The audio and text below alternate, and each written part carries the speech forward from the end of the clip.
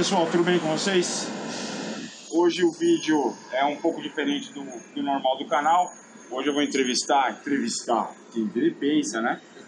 Bater um papo aqui com o vereador José Polici Neto, porque algumas coisas aconteceram em São Paulo, muita gente especulou várias possibilidades nos grupos de WhatsApp, Facebook, comunidades de YouTube e tudo mais. Porém, vamos mudar a regra. Vamos falar com quem está dentro para a gente poder trazer a informação correta para vocês. Vereador, obrigado, prazer.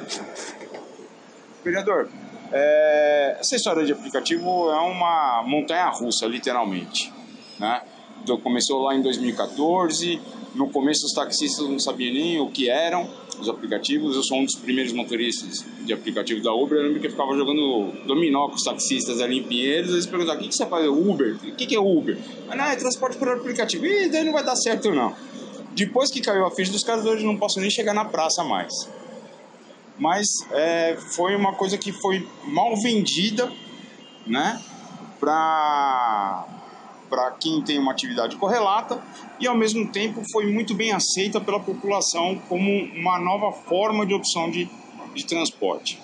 Lá em 2015, quando teve o começo das regulamentações, o senhor foi o único vereador que votou contra a proibição dos aplicativos. Hoje o cenário está um pouco diferente. O que mudou de lá para cá?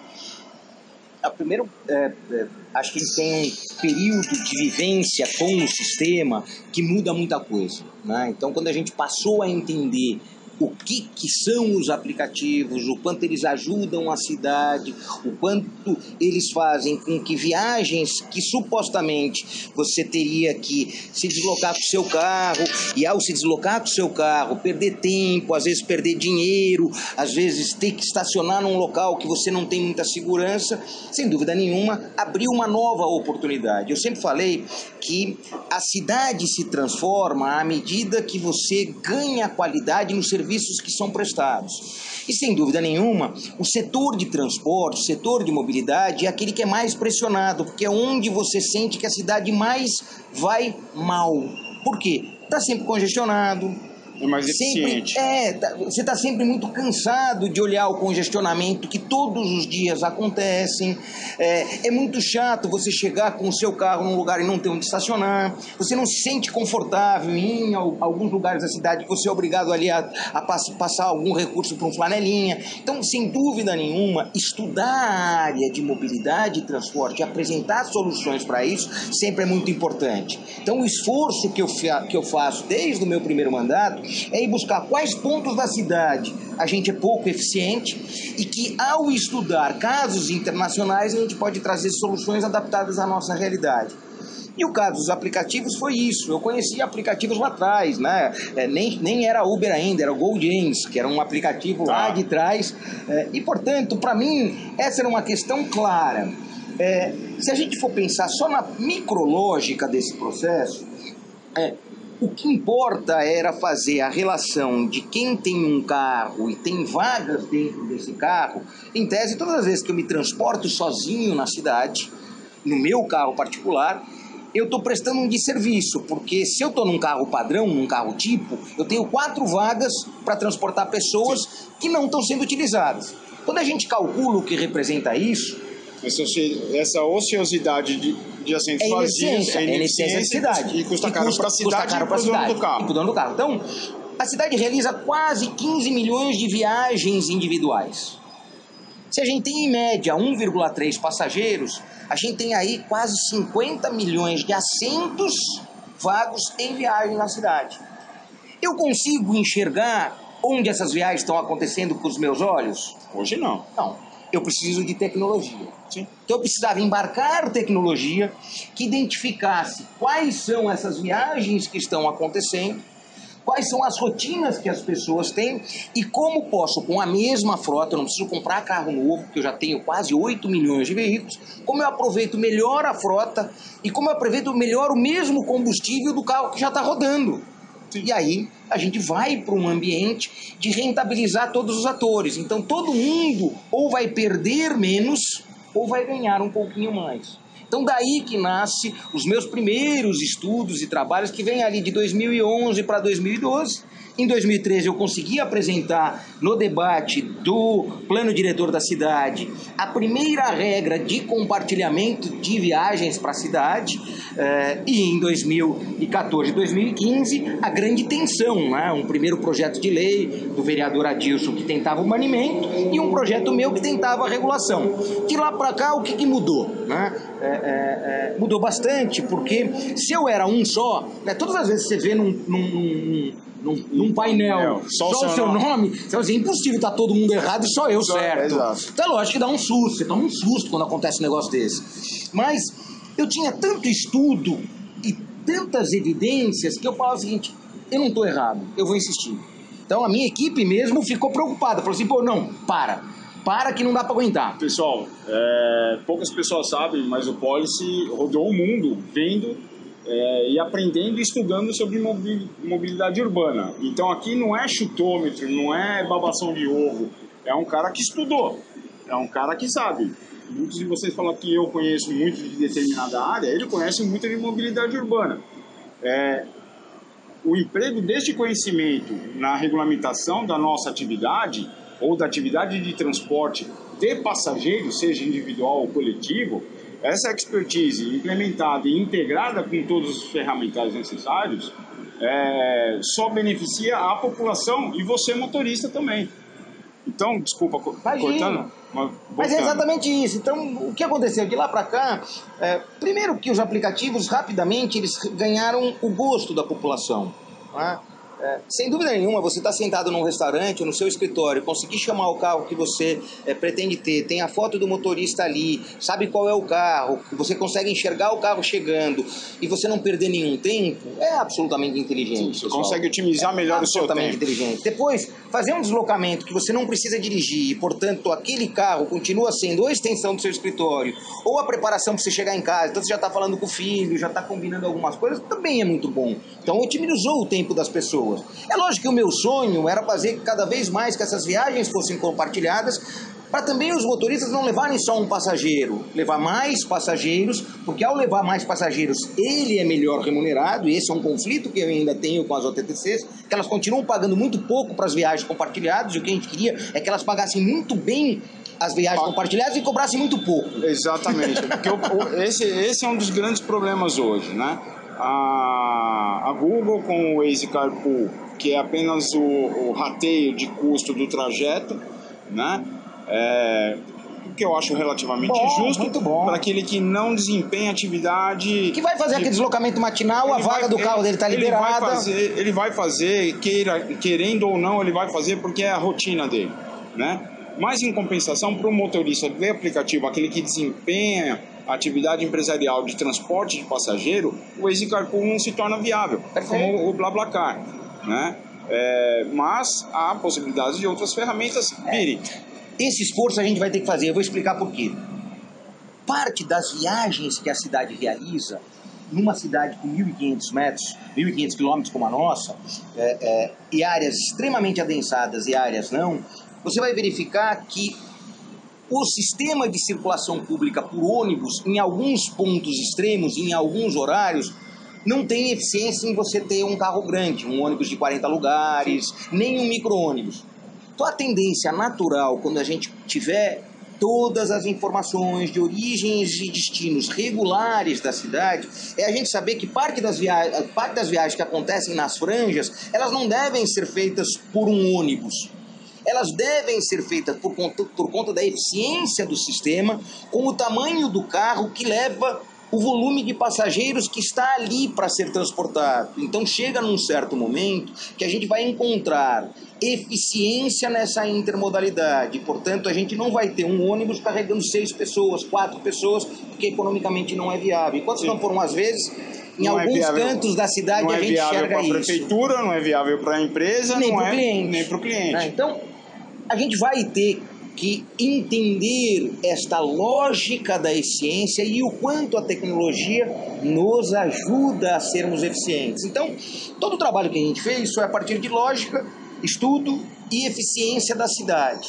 Sem dúvida nenhuma, tem uma parte política do outro lado. Né? Sim. Os taxistas sempre foram muito mais organizados porque era a categoria de origem de transporte individual de passageiros na cidade de São Paulo. Não tinha outra, nem na cidade nem no Brasil. Caso contrário, era o motorista particular. Né? Então, o esforço que foi feito e que continua sendo feito, primeiro, é não demonizar isso. Né? Então, naquele momento em que a agressividade era muito grande, ilegal, urubu, não sei o que lá, todas essas coisas ajudaram muito pouco. Né? Então, a agressividade, a violência ajudou muito pouco nesse debate. E a gente teve que ter. E justamente a violência que fez os aplicativos crescerem, porque a raiva da população se voltou contra o próprio prestador de serviço que era agressivo com uma modalidade que as pesquisas indicavam isso. Então, as pesquisas no final de 2015 indicavam mais de 90% de aprovação da população. Sim. E quase 100% de quem usava.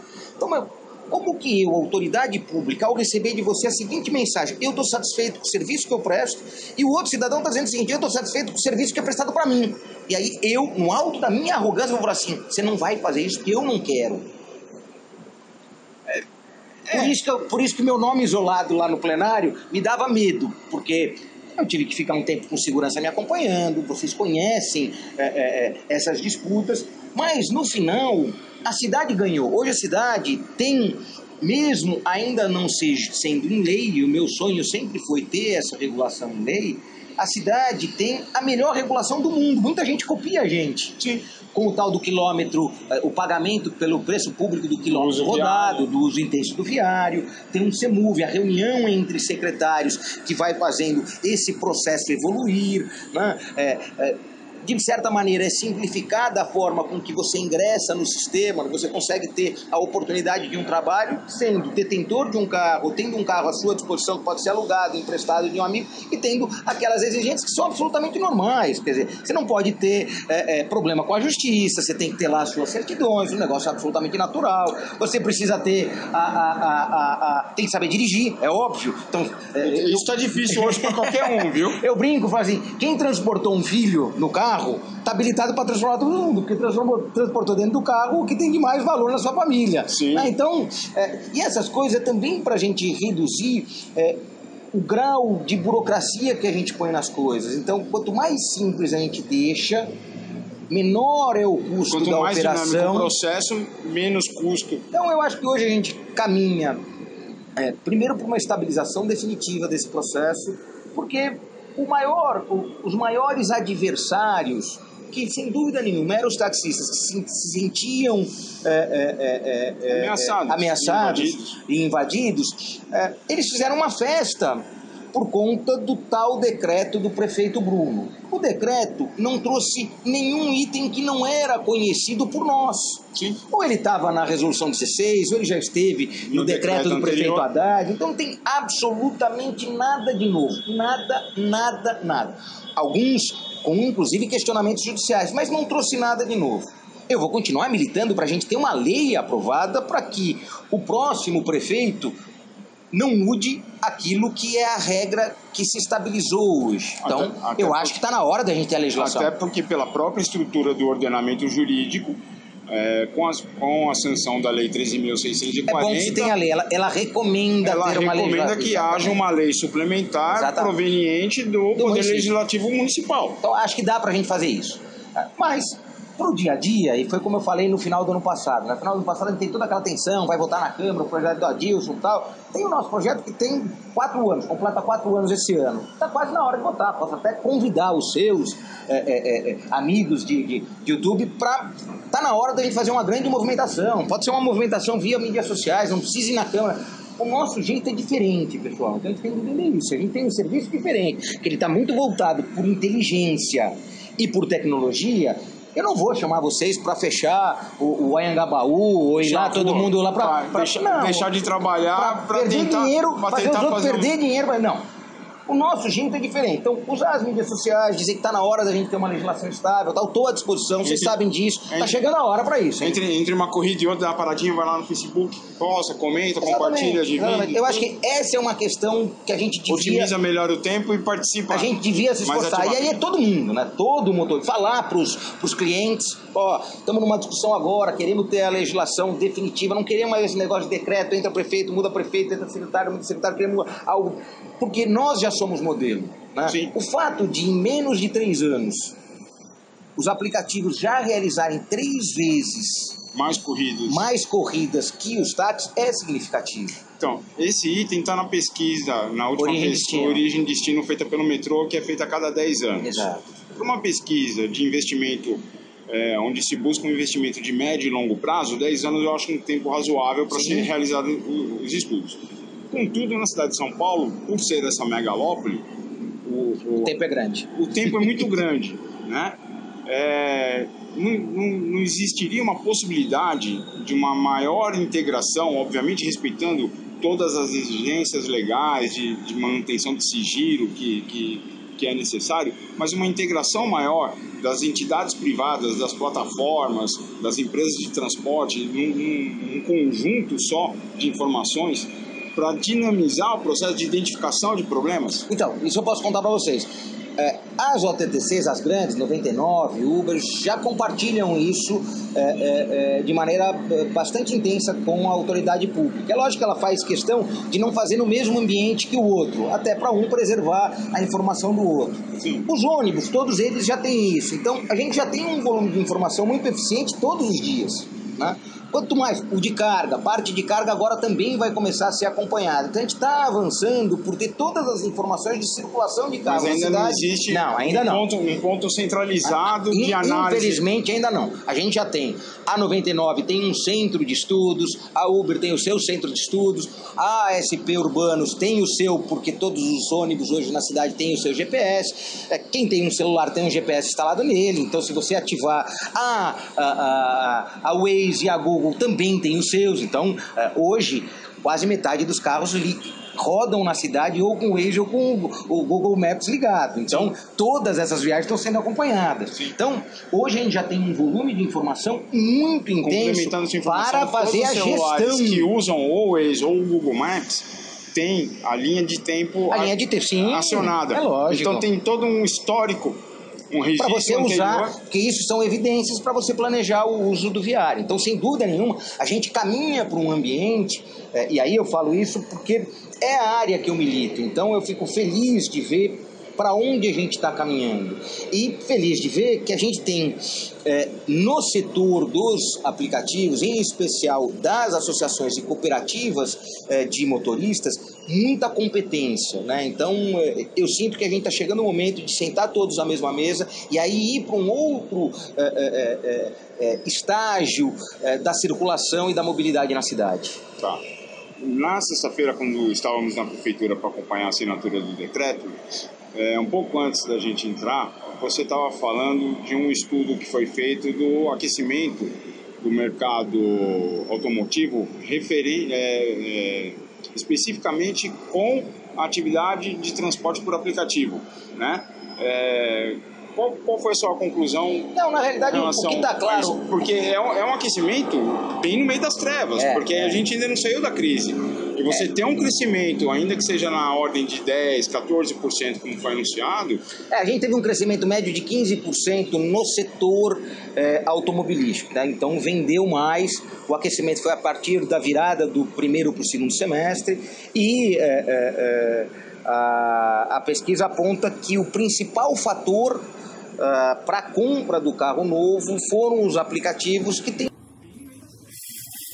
Então, pessoal, infelizmente acabei perdendo a parte final, né, desse vídeo que eu gravei com o Policineto lá em janeiro, no começo, logo após a assinatura do decreto pelo prefeito Bruno Covas.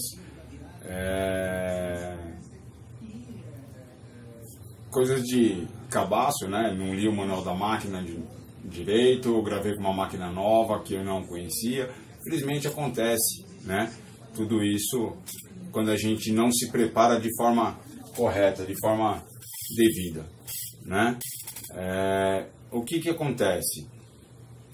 Agora estamos aí na iminência já da entrada em vigor do decreto, né, do Bruno Covas. Como vocês viram no vídeo, é mais do mesmo. A única questão das placas, que era uma preocupação, já possui liminares, né, mas a forma como foi feito está relativamente agradável para nós. Porém, como o próprio Policy Neto falou, o importante agora é começarmos a apoiar para que haja um projeto de lei, no caso o dele, né, do Policy Neto, que é, de certa forma, muito mais inteligente para a cidade de São Paulo. É muito mais inteligente para nós motoristas, é muito mais inteligente para o passageiro e, principalmente, é muito mais inteligente para a prefeitura. Porque a partir da hora que você sabe a forma de trabalhar com as informações de mobilidade urbana da cidade, você pode programar, você pode planejar de uma forma muito melhor, né, a prestação do serviço que é oferecido à população da cidade de São Paulo. Infelizmente, esses 9 minutos que eu perdi do vídeo do Policy foram, na minha opinião, de extrema importância. Né, tem muita relevância para mim, porque ele fala do aquecimento da economia em São Paulo por conta dos motoristas de aplicativo, com aquecimento da venda de automóveis, né? Ele falou do cowork, onde nós gravamos lá no rooftop do Eureka, né? O espaço disponível para trabalho, para tudo isso, tudo, e outras coisas. O Policy é uma das pessoas mais integradas na questão de mobilidade urbana, né? E ele pensa realmente no conjunto e não apenas num ponto específico da questão da mobilidade urbana. Acidentes como esse, infelizmente, acontecem. Agora eu já li o manual da Câmara, isso não vai acontecer de novo, tá bom? Muito obrigado por terem assistido. Eu sei que o vídeo ficou longo, ficou comprido, mas é uma entrevista que vale a pena. É uma pessoa extremamente agradável de se conhecer, de bater um papo, né, e tudo mais. E com relação à entrada em vigor do decreto do prefeito, após a publicação da resolução 21, eu estou tentando marcar um vídeo com o secretário ou com o DTP para dirimir as dúvidas e explicar como é que vai ser daqui para frente agora, tá bom? Muito obrigado pela presença de vocês, até o próximo vídeo, fui!